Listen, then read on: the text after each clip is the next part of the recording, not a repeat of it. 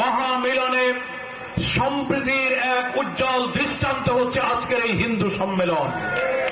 আমরা গর্বিত, আমরা আনন্দিত। দুনিয়ার হিন্দু ভাইয়েরা, মায়েরা, বোনেরা প্রমাণ করেছেন হিন্দু মুসলিম মিলেমিশে সমান অধিকার নিয়ে আমাদের প্রিয় জন্মভূমি এই বাংলাদেশে বসবাস করতে চায়।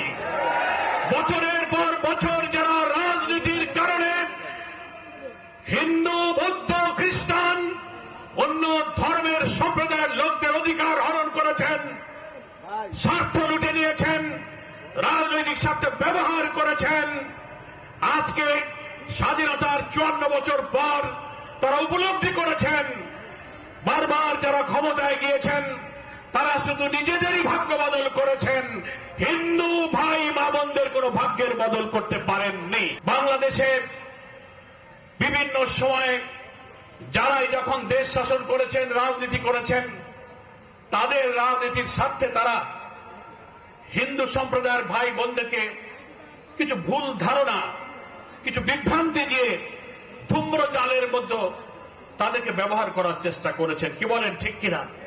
মিথ্যা প্রচার করা হয়েছে ইসলাম সম্পর্কে, মুসলমান সম্পর্কে, ইসলাম ধর্ম সম্পর্কে তাদেরকে ভুল বোঝানো হয়েছে। তারা বলেছে কি, তোমরা যদি মুসলমানদের সাথে থাকো, একসাথে চলো, জামাত ইসলামী করো, দাড়িপাল্লার সাথে থাকো, তাহলে তোমাদের সব ধর্ম পরিবর্তন হয়ে যাবে। সি সি সি সি সি না, মিথ্যা কথা। আমি তো 2001 থেকে 6 পর্যন্ত আপনাদের ভোটে এখানেই তো এমপি নির্বাচিত হয়েছিলাম, মনে আছে আপনাদের? তো যারা ওই সময় দাড়িপাল্লার পক্ষে কাজ করেছিলেন তারা কি সব মুসলমান হয়ে গেছেন? তারা পুজো করতে পারেননি। এখন এই ডুমুরিয়া আলহামদুলিল্লাহ সন্ত্রাস মুক্ত হয়েছে। কি বলেন, ঠিক কিনা?